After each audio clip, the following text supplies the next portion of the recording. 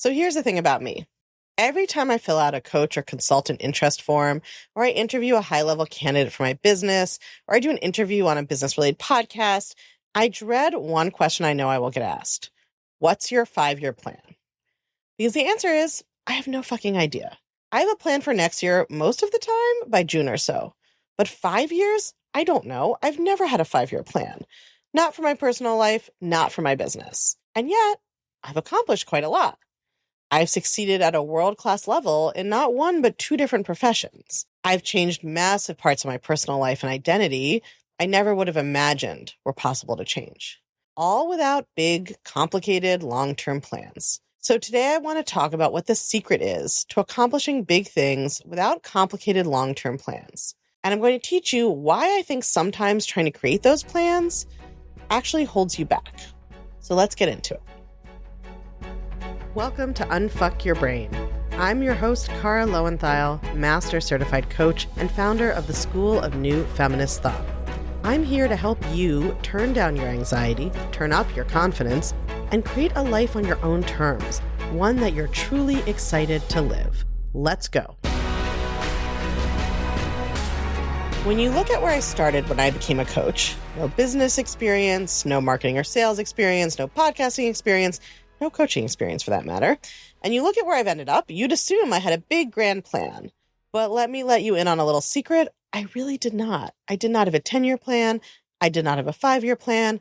I still don't have either of those things. And yet I've accomplished more than I ever imagined possible, and more than many people ever do.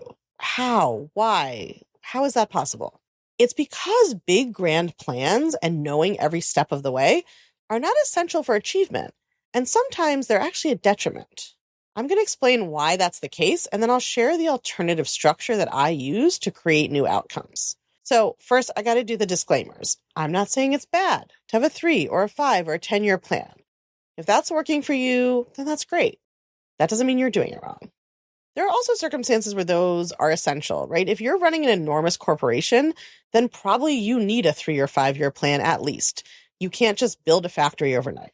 But I don't run a business like that, and a lot of you don't either. So as always, take what you need, leave the rest. If you've listened to the podcast, you know that I often talk about the importance of getting really specific about goals and the importance of setting big goals for yourself, not just having vague aspirations that you don't even really know how you would fulfill. And that's all true. I never recommend having a goal that's just like, I want to make more money, or I want to change how I eat. When your brain encounters vagueness, it doesn't know what to do. So usually that means it just does nothing. So specificity in a goal is important. But specificity, even in a big, ambitious, or impossible goal, is not the same as a grand 5-year plan. Big, elaborate plans can be very seductive for those of us prone to perfectionist fantasies. Quick recap of that concept. A perfectionist fantasy is when we have a goal or dream that we want to achieve because we imagine that when we do, our lives will be perfect and it will solve all of our emotional problems. These are often, though not always, accompanied by lots of detailed, complicated planning that never actually gets implemented. For instance, you join a Pilates studio and make a complicated color-coded calendar of when you'll go to what kind of classes, and you get lots of dopamine from making that calendar, and then you never actually go at all. Or you go twice, then fall off the wagon, say fuck it, and give up. So one downside of making a big 5 or 10-year plan is that we can actually end up substituting making the plan for taking any action. We get a bunch of dopamine from planning everything out, and then we don't do any of it. Especially because it seems like we have plenty of time. There's no reason to start right away. We'll get to doing the plan eventually, right? So we get to feel like we're doing something when actually we haven't done anything. Or we plan it all out, and then we subconsciously associate success with following the plan. So the minute life intervenes and we don't do it perfectly, we now feel hopeless and like we've ruined everything. A lot of black and white thinking at play. All of a sudden, we're behind, even on a long-term plan. Now we'll never catch up, so we just stop trying. Alternatively, sometimes what happens when we think we need a big plan or a big detailed strategy is that because we can't figure out what it should be and every step, we don't do anything. So that happens when we have some goal in mind and we are thinking like, that's so far away and impossible. I don't know how to get from here to there, so I'm just going to give up now. I call this one turtle on its back because that's my brain's favorite thing to do when confronted with something challenging or new, is to just say, I don't know, give up. The turtle brain problem is that we assume that we need to know exactly how to do something in order to do it. That's a totally impossible premise if you think about it. If you're trying to do something you've never done before, obviously you don't know exactly how to do it yet. If you did know exactly what to do, you'd have done it. Whether you're trying to become someone who goes to Pilates regularly or you're trying to scale your business from 7 to 8 figures, the problem is the same. You do not know how to do it yet. Otherwise, you would have done it. And yet your brain says, if I don't know how to do it, I can't do it. So you're stuck in this circular thinking you can't get out of. There's one more problem with the 5 or 10-year vision idea that's a little more ineffable. It's actually a tension that exists within the idea of setting ambitious or impossible goals at all.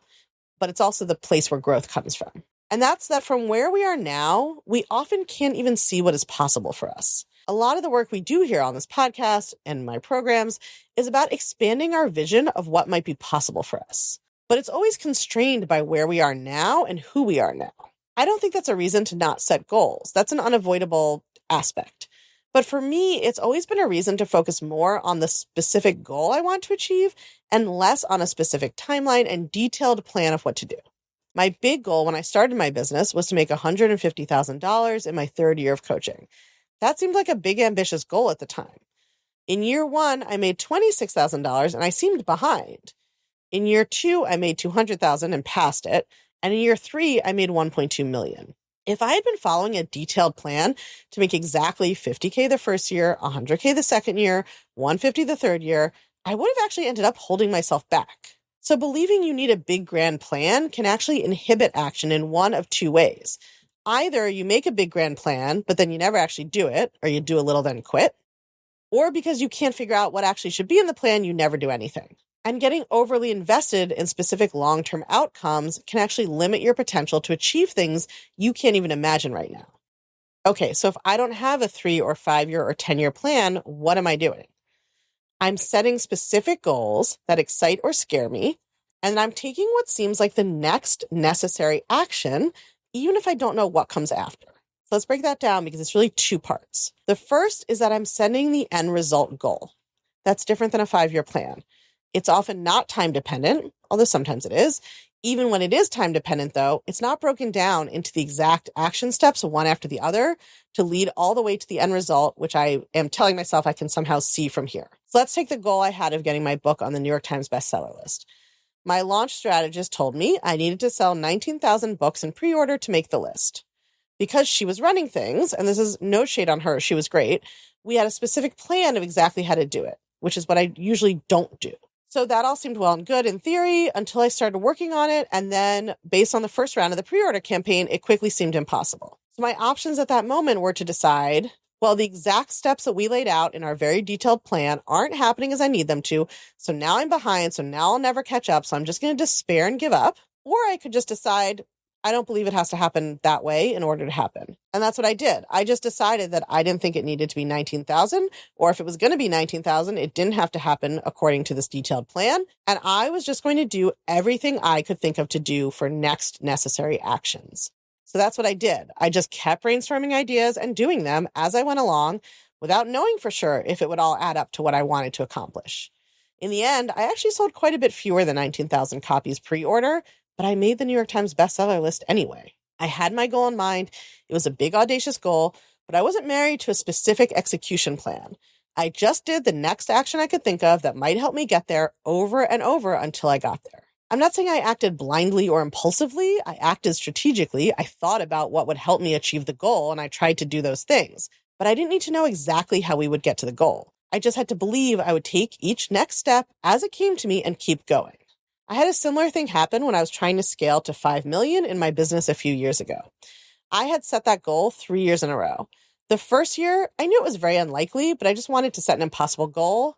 And that year I went from 2 million to 3 million, essentially. The next year I was like, okay, I'm really going to do 5 this year. And this is how I did hours and hours of detailed math on exactly how to get there. And I spent the whole year not hitting those marks, revising the math over and over, getting swamped in the details. We did not make 5 million that year. I think we did 3.5. So we didn't really go that much above the previous year. Finally, the third attempt, I remembered I was a mindset coach, not an Excel spreadsheet strategist. I stopped doing the math and I just focused on believing that we would make 5 million and doing the next things I could think of. And that year we made 5 million for the first time because I remembered that I didn't need to know exactly how I was going to do it. I needed to know I was becoming the person who did it, and that as I went along the path, I was going to learn what I needed to know, have new ideas, see new opportunities, and get better at becoming that person each time I took the action.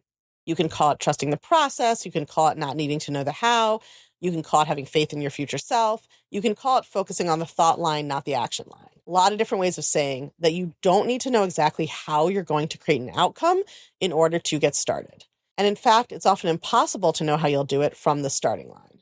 If I had told myself when I was deciding to go to my coach certification that I needed to have an entire business plan and know exactly how I was going to make a success of the career and what that would look like, and believe that was all possible on day one, I would never have set foot in that door. But I didn't tell myself I needed that. I just told myself that I knew I wanted to become a coach, and I'd keep taking the next action that presented itself on the journey to getting there. And the rest, as they say, is history. So if you have a goal you want to achieve, if you have a dream you've been putting off because you have perfect plans you don't follow, or you just can't even imagine what the plan would be, this is your loving call in. You do not need to know how you'll get there.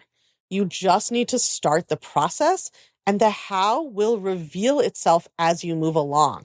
It's impossible to know it ahead of time and hasn't been created yet. And if, like me, that goal is becoming a coach, then the next step is easy. Register for the Coach Curious Prep School. In 3 days, we're going to explore the skills, traits, and beliefs that will tell you if becoming a coach is right for you. This is an interactive experience with assessments you're taking each day to help you understand if it's a good career fit. We've got live calls. We've got a pop-up Facebook group where I'll be doing bonus mindset teaching, and I've made it really accessible. It's only $44 for the program, but for those of you who want to make sure that you can ask me questions and get answers, we'll have a VIP tier where you have a whole extra call every day just for Q&A for $133. You can check out all the info at unfuckyourbrain.com/coachcurious. Or text your email to +1 347 997 1784, and the code word is Coach Curious, all one word. So that's unfuckyourbrain.com/coachcurious. Or text your email to +1 347 997 1784. Code word is Coach Curious. I'll see you there.